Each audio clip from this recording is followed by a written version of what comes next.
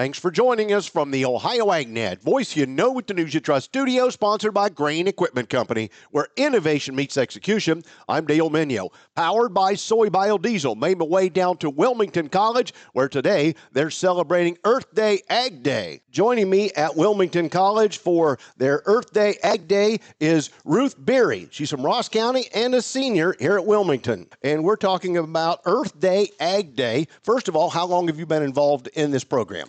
So this is my third year in the program. I'm currently the president of the Collegiate Farm Bureau here at Wilmington, and I've played a couple different roles in this event. And so I've been enjoying my time putting together this a little bit more as the president and working with my officer team. What's the purpose of the event? We are promoting the environmental science, but also the tie that agriculture has into it. We had a professor that always said it's Earth Day first, then Ag Day second. That's always how we've promoted it.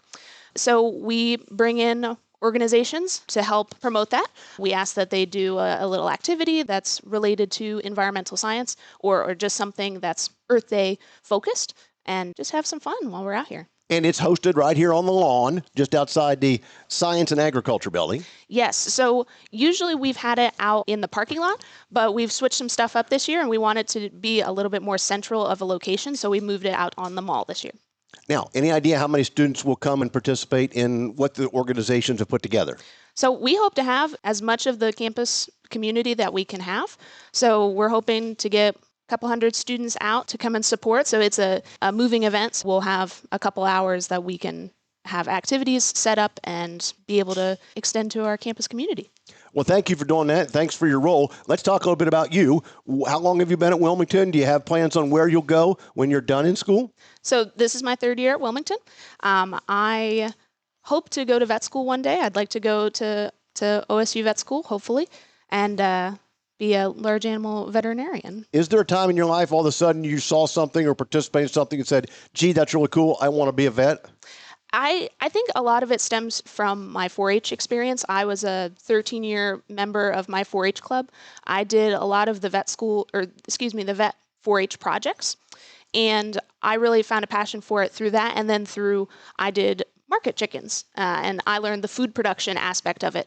And so I always kind of had it in the back of my mind that I wanted to be a vet. And then I found that food production and the agriculture aspect of it through FFA, through my junior fair board, and that's really what I'm passionate about today. Ruth Berry, passionate about agriculture, and she's heading up the Earth Day Ag Day program here at Wilmington College. Today's weather brought to you by Seed Consultants. Simply better performance online at seedconsultants.com. Here's the forecast. Sunny and dry for the balance of today. I'm Chief Meteorologist Ryan Martin. Quick forecast update here in Ohio. We have beautiful sunshine that's going to hold right on through sunset. Few clouds trying to push into northwest Ohio and north central parts of the state tomorrow morning to midday. Can that trigger a little bit of moisture? I guess I have to say yes. I don't think it does much. The rest of the state stays dry for tomorrow. Everybody should be partly sunny and dry for Thursday. Next, a well-organized batch of moisture comes in here late in the week, Friday afternoon into Saturday morning. 1/4 to 3/4 of an inch of moisture there. Dry for the rest of the weekend and start of next week. I'm Ryan Martin. And thanks, Ryan. Time now for the Midday Market Analysis, provided by Leist Mercantile and sponsored by Brandt, helping growers take control for over 70 years. This is Doug Penny with Leist Mercantile, providing your USDA crop progress report. Yesterday afternoon, USDA released that report and showed corn planting was at 12%, with last week at 4%, and the 5-year average was 10%. Corn progress this week was slightly ahead of last year's 11%.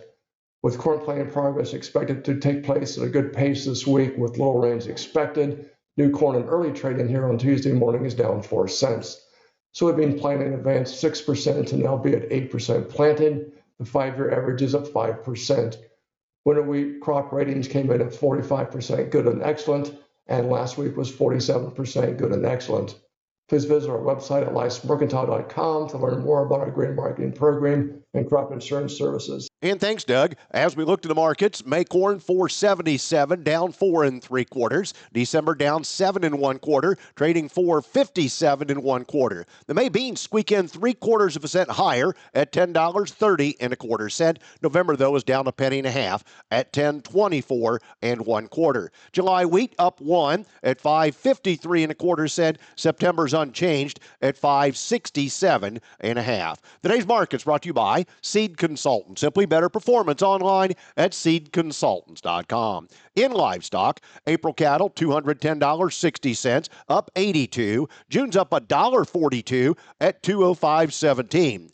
May lean hogs 91.67, up 65. June's up $1.52 at 99.57. August feeder cattle, $290.42, up $1.27. September, $289.50, up $1.50. And October feeder cattle, up $2.07, holding at $288 even. Thanks for joining us, and thanks for our sponsorship today from Wilmington College. You'll hear more from them coming up in a week or so from the Ohio FFA Convention. Thanks for joining us. I'm Dale Minyo. This is the Ohio AgNet.